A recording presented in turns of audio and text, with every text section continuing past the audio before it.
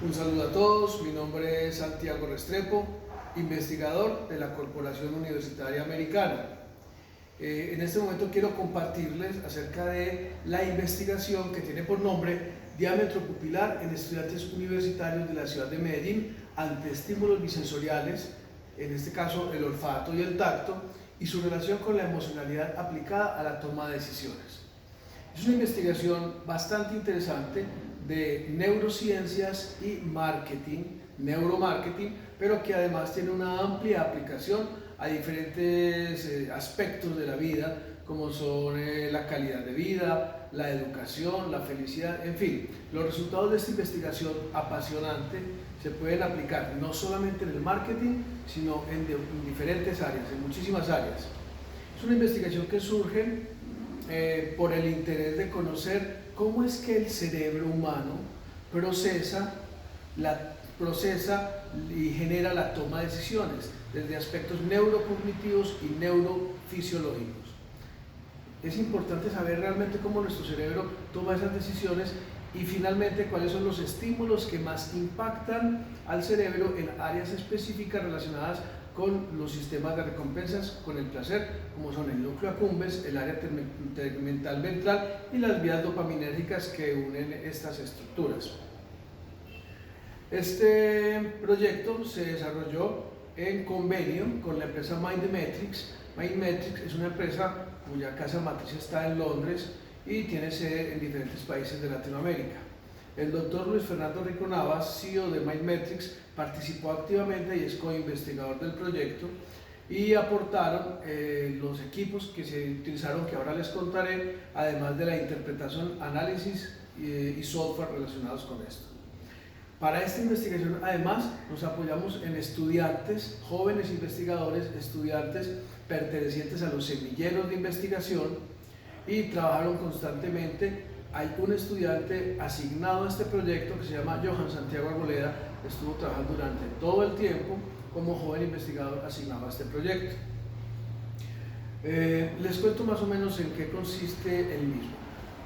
La idea es identificar cuáles estímulos olfativos o táctiles impactan el sistema de recompensa cerebral una vez que son ingresados al cerebro por las ventanas sensoriales. Me explico. Exponemos o expusimos a los sujetos de prueba, a las personas de prueba, las expusimos a estímulos olfativos y estímulos táctiles. Seleccionamos los estímulos de acuerdo a unos patrones que ya estaban estandarizados y socialmente aceptados, asociados al placer y al displacer. Las personas eran sometidas a estos estímulos mientras que tenían puesto un instrumento que se llama el Eye Tracking Glasses, que son unas gafas encargadas de identificar la variación del diámetro pupilar.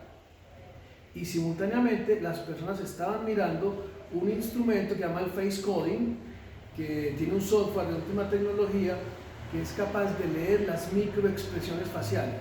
De tal forma, cuando la persona estaba siendo expuesta a determinados estímulos, podríamos identificar si esos estímulos generaban placer o generaban displacer, de acuerdo a la reacción neurofisiológica identificada en la variación del diámetro de la pupila y a la reacción neurofisiológica identificada en las microexpresiones faciales que podían fácilmente leerse por el face coding. Cuando ya aplicamos estas pruebas y leímos la información, entonces podíamos identificar cuáles estímulos olfativos y cuáles estímulos táctiles generaban placer y cuáles generaban displacer. Obviamente el ser humano tiene unas reacciones por especie que son generalizadas, pero como individuos tenemos diferentes reacciones. No todos reaccionaron igual, pero sí se genera una estadística muy interesante. Miren lo bonito de este experimento.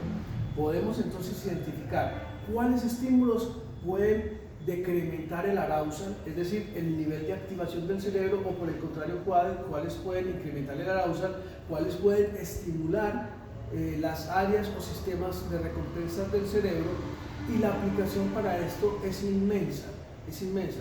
Claro, el primer momento de aplicación fue el neuromarketing. Si nosotros sabemos cuáles estímulos generan placer y esos estímulos son utilizados en estrategias de marketing, podemos promover el acercamiento del consumidor frente a un producto o frente a una marca. Pero no, el sueño del proyecto no es quedarnos ahí. Es, por ejemplo, generar espacios de vida saludables. Imaginémonos en un centro penitenciario y decoramos, ambientamos, generamos estímulos multisensoriales, auditivos, visuales, táctiles, olfativos, incluso gustativos, que promuevan estados de calma, tranquilidad o estados de satisfacción. Podemos mejorar sensiblemente la calidad de vida de los internos allí, por ejemplo. O si lo llevamos al campo del sector educativo, podemos coger nuestras escuelas, utilizar ya determinado tipo de colores o de sonidos o de aromas que nuestro experimento identificó científicamente con mediciones estadísticas e instrumentos estandarizados y avalados, que esos estímulos van a promover, por ejemplo, estados de activación cerebral que faciliten procesos de aprendizaje o que promuevan el agrado o la satisfacción de estar en la escuela. Se me ocurre también otra aplicación en este momento. Lugares que son peligrosos. En vez de colocar una valla que diga por no pasar, utilizar un aroma que genere displacer, que genere un estímulo aversivo una vez que ingresa al cerebro por las ventanas sensoriales olfativas, la persona va a sentir ese aroma e instintivamente, instantáneamente, se va a ir de ese lugar, lo va a dejar, porque son respuestas. Debemos tener en cuenta, por ejemplo, que el olfato es una de las ventanas sensoriales, uno de los sentidos más importantes. ¿Por qué? Bueno, todos son muy importantes, pero el olfato tiene una característica especial. El olfato, una vez que ingresa al sistema, al cerebro, por medio de la nariz y todo esto, para llegar a las áreas de la emoción, sistema límbico, hipocampo y todo este tipo de cosas, pasa por una vía directa, a diferencia de los otros sentidos como la vista, como el tacto, como el gusto, que para poder llegar a la parte sensorial antes debe pasar por el tálamo, y el tálamo actúa como una especie de filtro. Ese filtro sirve para las ventanas sensoriales todas, excepto para el olfato. Las posibilidades de utilizar los estímulos olfativos para generar estados de evocación, estados placenteros o displacenteros, son inmensas. Eso puede ayudarnos a formar calidad de vida, a generar calidad de vida, a generar estrategias de marca, estrategias de educación, por ejemplo.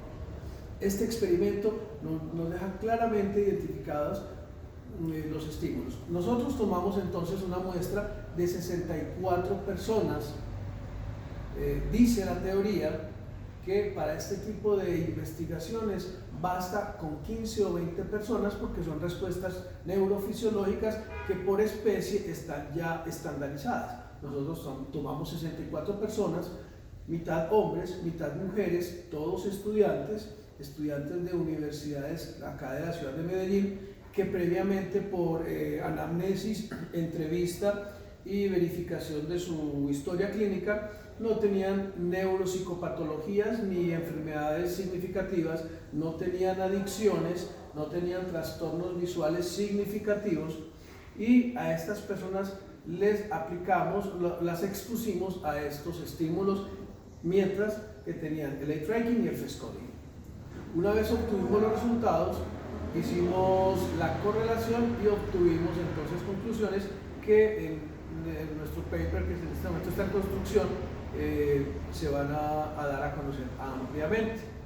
Fue una investigación de corte mixto, si bien tuvo una gran parte cuantitativa, porque fue basada toda esa información recogida y recopilada en unos software estadísticos propios y avalados y estandarizados de los instrumentos que se utilizaron, y luego fueron pasados por el SPSS para generar todo ese análisis estadístico.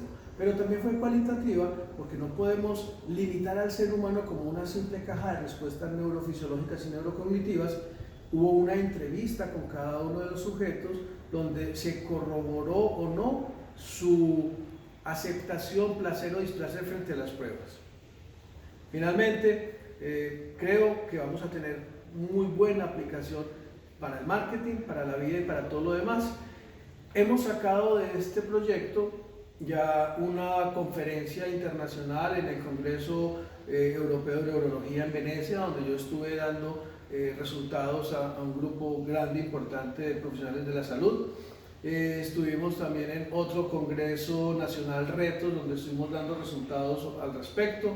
Los estudiantes que participaron en el proyecto se presentaron en Red Colsi, Antioquia, en el encuentro de semilleristas, y este proyecto ganó, sacó más 95 puntos y ha sido invitado al Nacional en Villavicencio también. Ahorita en octubre estará ya el estudiante presentando este proyecto, y estamos también ya programados para ir a Viena en octubre y a París en abril del 2020, a hablar sobre este experimento, esta investigación que se hizo y qué ventajas puede darse. Así pues, les invito a considerar esta investigación, porque es novedosa, es útil, es interesante y puede ser de un gran impacto para la calidad de vida, para los empresarios y para todos los que finalmente el cerebro está en todas partes, para todo lo utilizamos. Es bien importante. Santiago Restrepo, investigador de la Corporación Universitaria Americana, sede Medellín. Hasta luego.